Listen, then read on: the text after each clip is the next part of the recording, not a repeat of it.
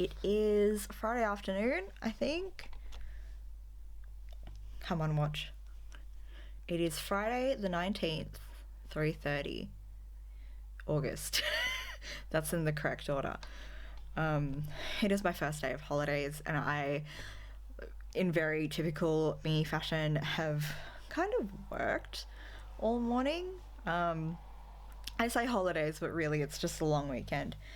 I'm taking off today, and we have a company day off on Monday, so I thought, oh my gosh, I'm gonna have so much time to knit, and I haven't knit yet today. So I'm gonna do something a little bit crazy. I googled the name before this to make sure that I would say it correctly, and I now don't remember how to pronounce it. Melides. This bad boy by Vertknit was released, I think, last week, and I think she's started up a knit along. So I ordered some yarn,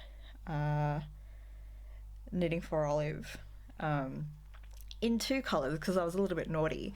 I couldn't decide on which one I wanted, and so I got both. One of them will go into the Melides, and the other one will go into a camisole number 4, 5? Brain no worky today. I think that I'm probably leaning towards the more pale one to go into the Melides and the other one to go into the camisole number blur. But yeah, so much fun. So yeah, I think I'll cast that on this afternoon, despite the fact that I have, despite all of my lonely little works in progress, plus a towel. Don't look at that. And my messy library. But yeah, let's go. Before I forget, today I am donned in the beautiful snow frost scarf by Greta Manson. I'm gonna put better pictures of it right here. Beautiful scarf, made it for my husband. It's mine now, sorry honey. Made in Bendigo Woolen Mills Alpine, which was a limited edition yarn that they had a couple of weeks, maybe months ago now. It's like non-superwash wool, silk and neps. It's beautiful. You really can't see the pattern too well because the camera's blowing it out. In addition to that, I'm also blessed donning the one and only George Costanza of Seinfeld, hoping that he'll bring me some good luck today. Okay, let's do that again.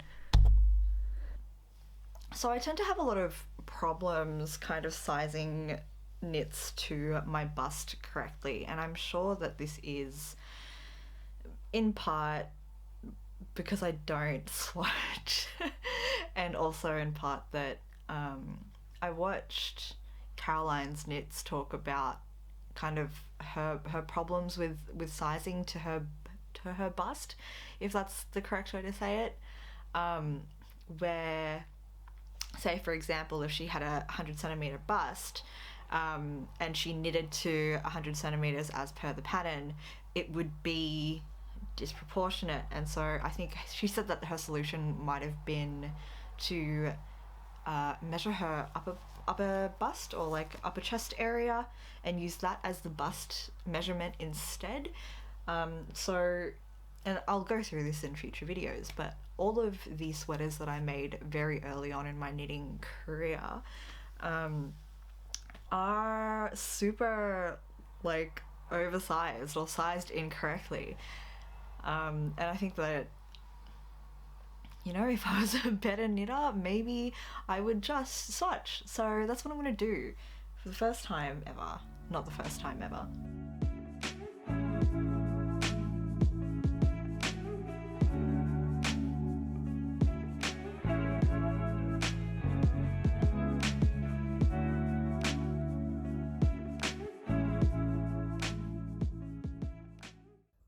Hello, good morning. It's not morning.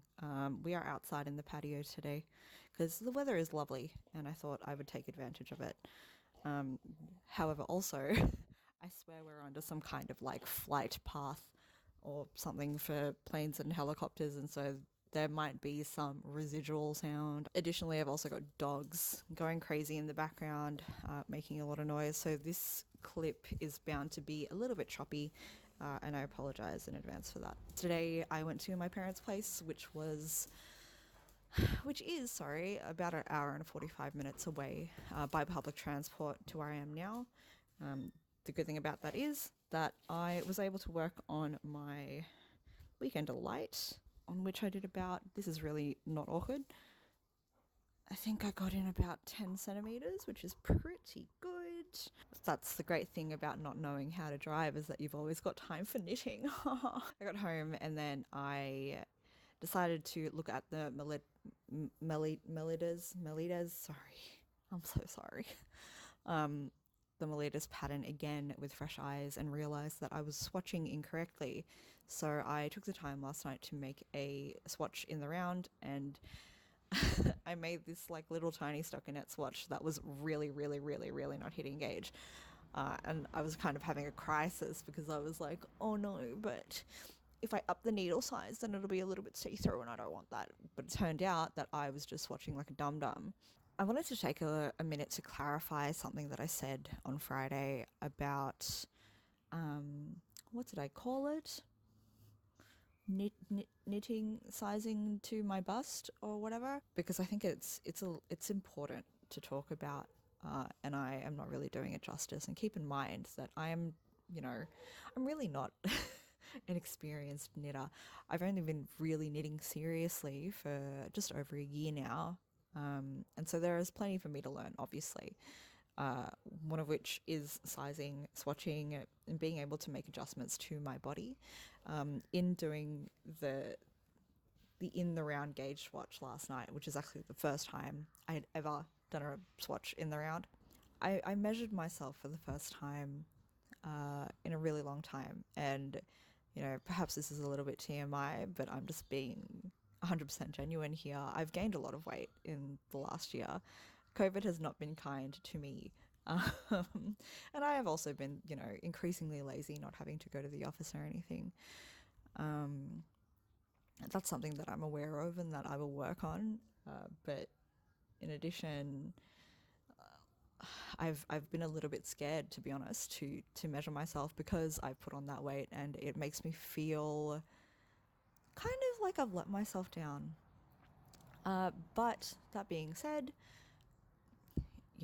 I'm spending a lot of time creating, knitting these clothes, and I have to be honest. Like, what's the point of making something that doesn't fit me? And so, weight aside, I've also, I am well endowed, as they say. And in measuring myself last night again, to do the calculations for this top, I've realized that I have a 20 centimeter delta between my bust and my waist, which is a little bit crazy. My frame is much smaller than my boobs would belie. I think that makes it really difficult because, and again, I apologize because I'm going to say some things that might be incorrect here, but this is just my experience. Like, I don't have the kind of body that is, the standard ratio. My waist to boob circumference is not standard, and like, I am someone who does struggle with like buying bras and buying tops and all that kind of thing. Like, I work a corporate job, and I used to want to wear button-up tops all the time. It's so frustratingly difficult to find a button-up top that will close around my breasts, but then not look like it's kind of ballooning on me. And what I was trying to say in that clip on Friday is that I have a very similar issue in knitting, where I have to knit something that will fit around my breasts, but is not like sized correctly for my frame. And I think that I am struggling a little bit with this top in particular, not because the pattern is bad. Actually, the pattern is really good and thoughtful, and she includes literally 6 pages of instructions on how to make adjustments for your size. But it's just made me realize that, like, I've only been knitting oversized jumpers or camisoles up until now, and I think I've kind of realized that not looking at my body honestly and only knitting oversized things is in a way kind of preventing me from becoming a better knitter. And I do have to, I think, maybe think more about swatching and doing calculations to make things fit, even if the number that I see is a little bit confronting. I am not in any way saying that I am ashamed of the weight that I've gained. People's bodies change in size all the time. The thing that I'm, kind of ashamed of is that, like, I can't go for walks without getting, out of breath. And I think that I should want better for my health primarily. It's not really so much about my size, but it comes with the fact that I'm a lot less fit now than I was. Even talking right now is taking the breath out of me, and that is concerning. And if I'm being honest, and I'm not trying to body shame myself or anyone else watching, I'm just being as raw as I can. That was a weird tangent. Anyway, another part of this is that I really want to get this top right. Like I said, up until now, I've been making just any sweater and not really thinking about how it fits or what it looks like or anything like that. And even though I've only been knitting for like 14 months or something silly, I have accumulated so many sweaters that I'm not going to wear for various reasons. Say, for example, this one right now. This is the Wild Posy by Melody Hoffman or Bee Mandarins. And I really just wanted this sweater. I didn't swatch. I didn't think about like sizing or anything. At the time I made this, I didn't know what my bust circumference was. So I just made the medium and I was like, cool, let's go. I also didn't really take very good care blocking it. And I don't know if you can see it, but I've really stretched out the shoulders quite a bit, excess fabric at the shoulder or like at the upper arm there because I didn't take care in blocking. I wanted the pattern to really bloom and be very visible. And the yoke pattern stretches across the arms, and I've unfortunately created a bit of a situano with the arms, and so this sweater has now been relegated to an at-home only sweater, and I kind of don't want that. I have a lot of at-home only sweaters that I'm kind of disappointed in myself, and like I know this is a learning process. I've made the mistake, and now I'm ruminating on the lesson. In a way, it's a good thing because now I know, like, okay, swatching is important, blocking is important, and I just now have to action it. I just have to do it. And so I am proud of myself for, doing the swatching yesterday. This is a really long way to just say that I should stop being lazy. I wanted to talk a little bit about kind of the ethos behind this channel. I don't think ethos is the correct term. Kind of the reasoning, kind of like what I'm intending to achieve with this channel. It's very specifically, or this show at the very least is very specifically called Not a Knitting Podcast. Not to like shit on podcasts or anything. I love knitting podcasts and I watch a terribly unhealthy number over many, many hours of knitting podcasts. I guess it warrants a story. So I'm not necessarily new to like the content creation environment. My husband runs a World of Warcraft podcast, and we've been streaming and whatever for like 4 years now. If by any chance that is your jam, this is what it's called. You can find it on Spotify and also find us on YouTube. But anyway, sorry. We also had a booktube channel, which I deleted, I think, a couple of months ago now. We have this really beautiful library, which I'm very, very, very humbled to have of these books that I've been collecting since I was a teenager. And one of the things that I kind of used to gloat about was that I had read a book every week since I was 18, which actually stopped last year. Part of it is because a lot of my reading I used to do on my commute to work, which was about an hour each way. So that's 2 hours of reading a day. But then part of it was also that we had started this BookTube channel. I still love BookTube. I don't really watch it heaps at the moment because I'm not reading, but what we found, my husband and I ran it together, what we found was that it started to become a chore having to read books in order to have content, which kind of sucked, and like it took all of the fun out of it. And I haven't read a book in almost a year now, and that is something that is really, really like disappointing to me. And I understand that people have similar issues with, say, like Instagram content creation. I must make this so I can take a photo of it, otherwise the algorithm's going to kick my ass and blah blah blah. I really, really don't want knitting as a hobby for me to die as reading did. And I think that the format of knitting podcasts is kind of, consumption based. I made this and I'm working on this and I bought this, and while it works for some people, I think that like it's really good for people who are very skilled at knitting and are making different exciting things every time, or people who knit really fast, or people who have a lot of time to knit. I'm unfortunately none of those things. Like, I don't want to force myself to just keep doing this thing, which, I'm actually not that great at just yet, and that I do in my spare time to relax. And I'm not really taking that seriously at the moment. I don't want it to become something that, becomes more work as reading did. I don't want to lose it. And so I think my intention with this channel is that I think that the content should, or my content should be kind of taking you on my journey of learning.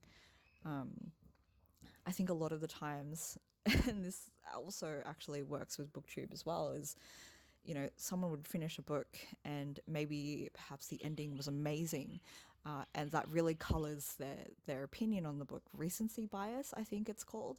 But they had like a bit in the middle that was like a real slog, or like something about it wasn't good. They forget it because the ending was really good. I think that similarly with knitting, you see a finished object and you're like, oh my god, it's so pretty, but like you say you can, and I've heard a lot of like knitters say this, oh, but the color work was really hard, or like the pattern was hard to follow, or I don't like, written, or like I'm really bad at this technique or that technique. And it's kind of like presented as a throwaway comment, and it's not really represented for, or like their struggles and their learnings are not represented in full.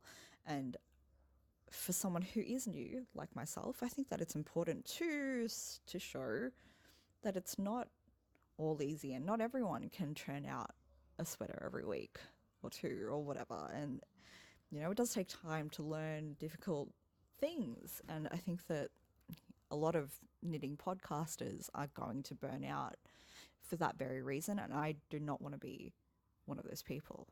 And thus, here we are. Ralphie! So anyway, getting back to it. Today, I woke up, cleaned the house, made some fresh orange juice, fed and watered my very hungover husband, and he's all good now. I'm going to sit out here for the rest of the afternoon and work on the Melides top. Apologies for the sound of my dog jumping on our door. Hello, husband. Hello. Would you like to say hello to the good people? I was going to. Oh my god, don't let him knock it.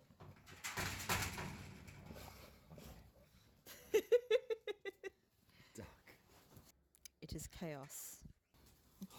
Tell the good people the best part of last night. The part where I got home and I could stop drinking.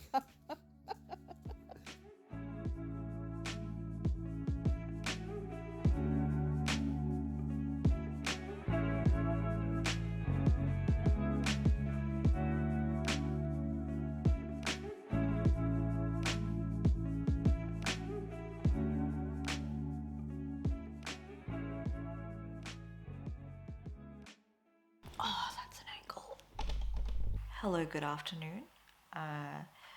It is Monday and we've got our company day off today, so I have been frolicking around Sydney. Husband and I went to go and get some empanadas and arepas and burritos for brunch this morning, which is really fun.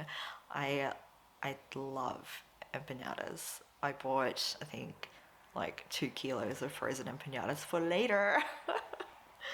Got home and had a food coma nap and have just woken up and it's like 3 o'clock in the afternoon.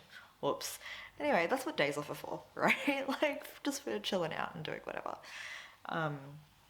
My favorite thing about Mondays is that all of the podcast or knitting podcasts are usually uploaded today because everyone's filmed over the weekend, and so I've got a good like two and something hours to watch, which is really exciting. So I'm going to probably spend the rest of my day doing that.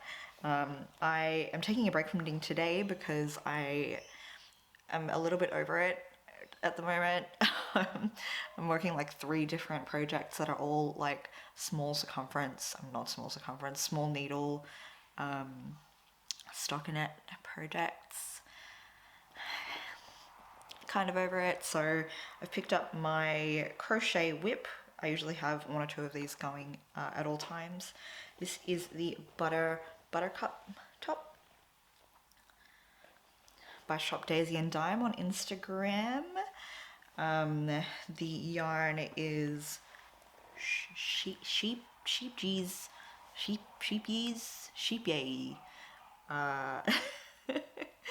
which is a cotton bamboo blend in 4-ply, which comes in these really beautiful like jewel tone colors.